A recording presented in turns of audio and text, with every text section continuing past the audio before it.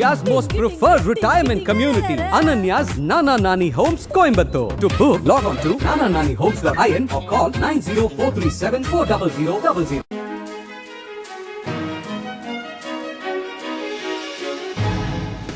தட்டை, சீடை, முறுக்கு, ரிப்பன் போகடா, அதிரசம் என்ன வேணாலும் செய்யுங்க. ஒரே ஒரு 5 லிட்டர் இதய மந்த்ரா கடல் எண்ணெய் பேக் ஒரு மாசம் முழுசுக்கும் அத்தனை சமையலும் முடிச்சு விடலாம். இதய மந்த்ரா. 2012ஆம் ஆண்டில் தமிழக அரசு பள்ளிகளில் பகுதி நேர ஆசிரியர்களாக நியமிக்கப்பட்ட 12,000 பேர் மாதம் 12,500 ரூபாய் சம்பளத்தில் வேலை பார்த்து வருகின்றனர். தங்களை பணி நிரந்தரம் செய்யக்கோரி சமீபத்தில் சென்னையில் சிறை நிரப்பும் போராட்டத்தில் ஈடுபட்டனர். அவர்களை போலீசார் கைது செய்து சிறையில் அடைத்தனர். போராடும் பகுதி நேர ஆசிரியர்களுக்காக அண்ணாமலை குரல் கொடுத்துள்ளார். அவர் வெளியிட்ட அறிக்கையில் கூறியிருப்பதாவது: பொய்யான வாக்குறுதிகளை கூறி ஆட்சிக்கு வந்த திமுக கடந்த 4 ஆண்டுகளாக பொதுமக்களை வஞ்சிப்பதையே தொழிலாக வைத்திருக்கிறது. கடந்த 2012ஆம் ஆண்டு முதல் பள்ளிக்கல்வித்துறையில் இசை, ஓவியம், தையல், உடற்பயிற்சி உள்ளிட்ட 8 பிரிவுகளில் பகுதி நேர சிறப்பு ஆசிரியர்களாக பணியாற்றி வந்த 12,000க்கும் அதிகமான ஆசிரியர்களை ஆட்சிக்கு வந்ததும் பணி நிரந்தரம் செய்ய நடவடிக்கை எடுப்போம் என்று தனது தேர்தல் வாக்குறுதி எண் 181 கூறிய திமுக கடந்த 4 ஆண்டுகளாக ஏமாற்றி வருகிறது.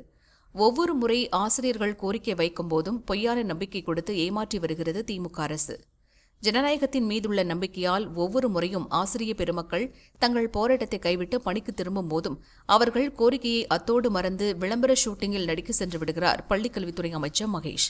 முதலமைச்சர் தொடங்கி ஒட்டுமொத்த திமுக அமைச்சர்களும் சிலை வைப்பது, பெயர் வைப்பது என ஊடகங்களில் ஒருநாள் தலைப்புச் செய்திக்காக அலைந்து கொண்டிருக்கிறார்களே தவிர உண்மையான மக்கள் பிரச்சினைகளை தீர்ப்பதில் கவனம் செலுத்துவதில்லை.